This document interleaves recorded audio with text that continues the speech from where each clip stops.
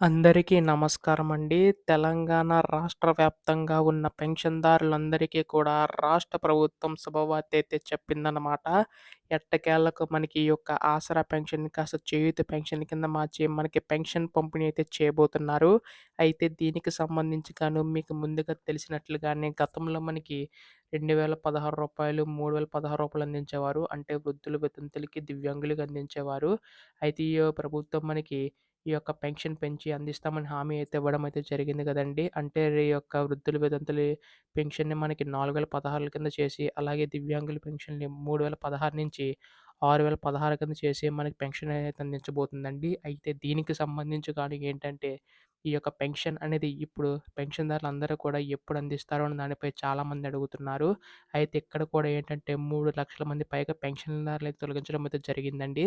So, ఇక్కడ మనకి ఎప్పుడు ఈ యొక్క పెన్షన్ విడుదల చేస్తారో ప్రతీదీ కూడా ఈ వీడియోలో మొత్తంగా తెలుసుకుందామండి. ఈ వీడియోనైతే ఎక్కడ కూడా ఆపకుండా చివరి వరకు అయితే చూడండి. అంతకంటే ముందు చాలామంది వీడియోనైతే చూస్తున్నారు గానీ సబ్స్క్రైబ్ చేసుకోవడం లేదండి. మీరు గనక సబ్స్క్రైబ్ చేసుకుంటే ఇటువంటి లేటెస్ట్ అప్డేట్స్ ఏవొచ్చినా గానీ మీకైతే ముందుగా తెలియజేస్తాను. అందుకోసం వెంటనే ఛానల్ అయితే సబ్స్క్రైబ్ చేసుకోండి. ఇంకా ఆలస్యం చేయకుండా వీడియోలోకైతే వెళ్ళిపోదాం. సో, ముఖ్యంగా మనకి ముందుగా చూసుకున్నట్లయితే 3,00,000 మంది పైగా పెన్షన్‌దారులని తొలగించడం అయితే జరుగుతుందండి. ఇక్కడ మనకి అనర్హులందరూ కూడా చాలామంది ఉన్నారని చెప్పి రాష్ట్ర ప్రభుత్వం అయితే భావిస్తుందనమాట. అంతే కాదండి మనకి కొత్త పెన్షన్‌ల కింద 5,00,000 మంది పైగా అయితే పెంచబోతుంది.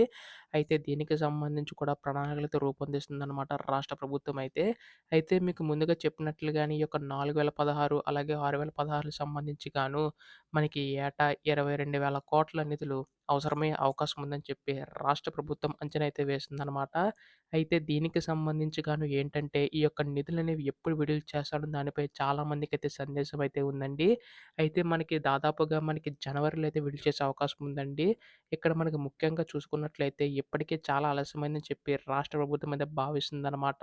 సో, ఎట్టి పరిస్థితుల్లోనూ జనవరి కల్లా మనకి ఈ యొక్క పెన్షన్‌దారులందరికీ కూడా పెన్షన్ అందేలాగా రాష్ట్ర ప్రభుత్వం అయితే ఆలోచిస్తుందండి. సో, దీనికి సంబంధించి కూడా మనకి నిధులనేవి త్వరలో కేటాయించబోతుంది.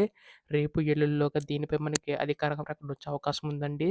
ఎప్పుడు దీనిపై అధికారిక ప్రకటన వచ్చినా గానీ, మీరు ముందుగా తెలుసుకోవాలనుకుంటే దయచేసి వెంటనే ఛానెల్‌ని అయితే సబ్స్క్రైబ్ చేసుకోండి. ధన్యవాదములు. జై హింద్.